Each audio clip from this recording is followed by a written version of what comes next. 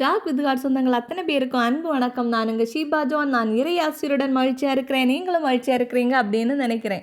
திருவிவிலியம் எழுதுதல் நாள் 124, எண்ணிக்கை 22ஆம் அதிகாரம் எழுதி முடிச்சாச்சு. பிலேயாமுக்காக மோவாபு மன்னன் ஆள் அனுப்புதல். பிலேயாமும் அவர் கழுதையும், பாலாக்கு பிலேயாமை வரவேற்றல் என பல தலைப்புகளிலே அதிகாரம் முழுவதும் கொடுக்கப்பட்டுள்ளது. சற்றலசுவும் வாருங்கள்.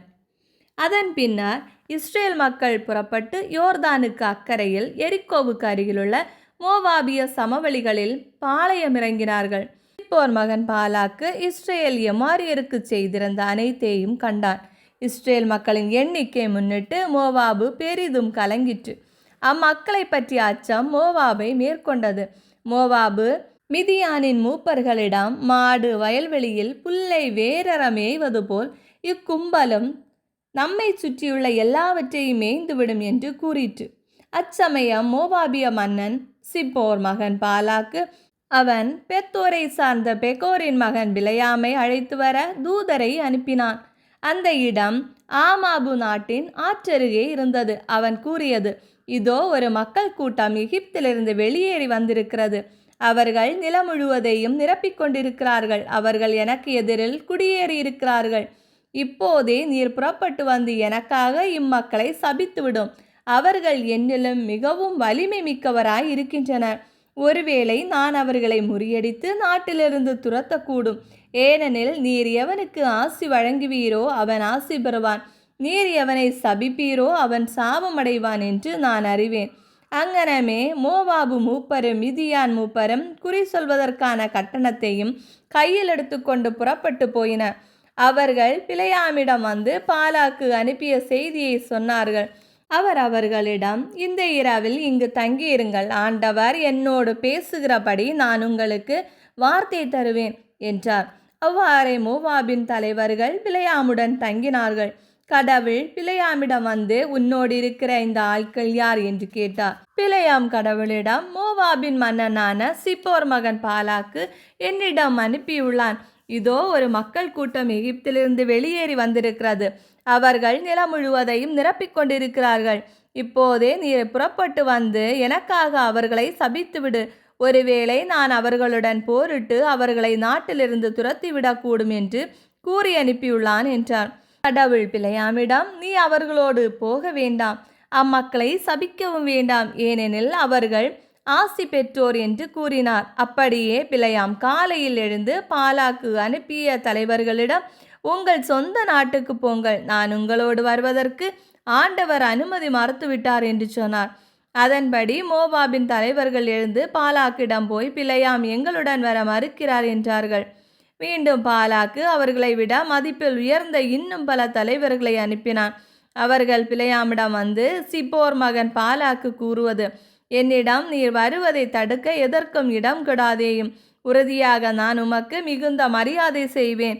நீர் எனக்கு சொல்லுவதையெல்லாம் நான் செய்வேன். வாரும், இந்த மக்களை எங்களுக்காக சபியும் என்றனர். ஆனால் பிலேயாம் பாலாக்கின் அலுவலர்களிடம் பதில் மொழியாக கூறியது, பாலாக்கு தன் வீடு நிறைய வெள்ளியும் பொன்னும் எனக்கு தந்தாலும் என் கடவுளாகிய ஆண்டவரின் கட்டளையை குறைவாகவோ கூடுதலாகவோ என்னால் மீற முடியாது. இன்றிரவு நீங்கள் தங்கிச் செல்லுங்கள். ஆண்டவர் கூடுதலாக எனக்கு அறிவிக்கலாம். கடவுள் இரவில் பிலேயாமிடம் வந்து அவரிடம், இந்த ஆட்கள் உன்னை அழைக்க வந்தால் நீ எழுந்து அவர்களுடன் போ.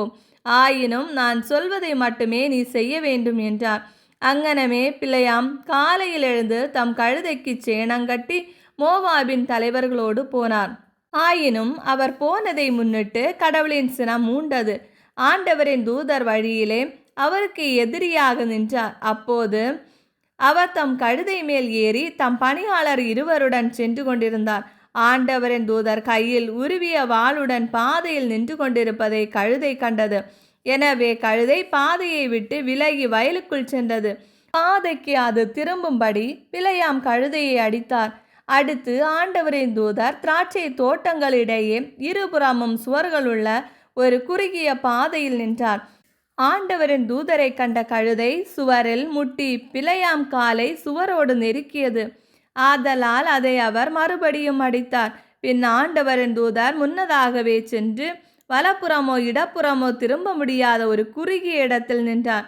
ஆண்டவரின் தூதரை கண்ட கழுதை பிலேயாமுக்கு அடியில் படுத்து கொண்டது. பிலேயாம் சினம் கொண்டு தம் கோலால் கழுதையை அடித்தார். உடனே ஆண்டவர் கழுதையின் வாயை திறந்தார்.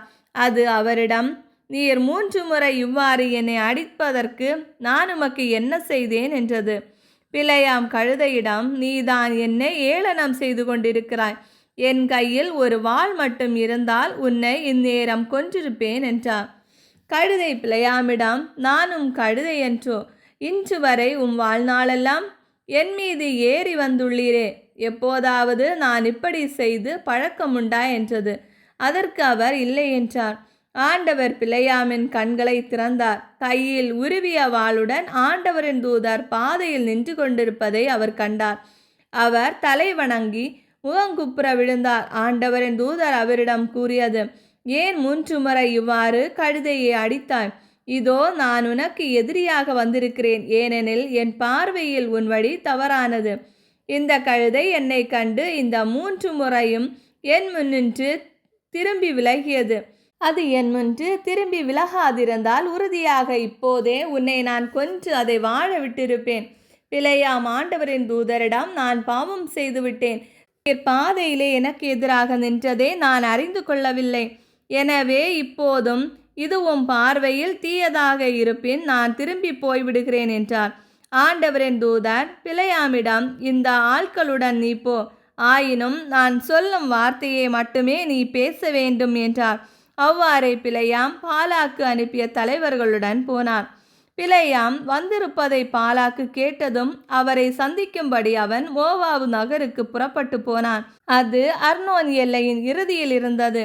பாலாக்கு பிலேயாமிடம், நான் உம்மை அழைத்து வர ஆள் அனுப்பவில்லையா? பின்னர் ஏன் நீர் வரவில்லை? உமக்கு மரியாதை செய்ய நான் இயலாதவனோ என்று கேட்டான். பிலேயாம் பாலாக்கிடம், இதோ நான் உம்மிடம் வந்துள்ளேன். நானாக எதையும் பேச இப்போது என்னால் இயலாதே.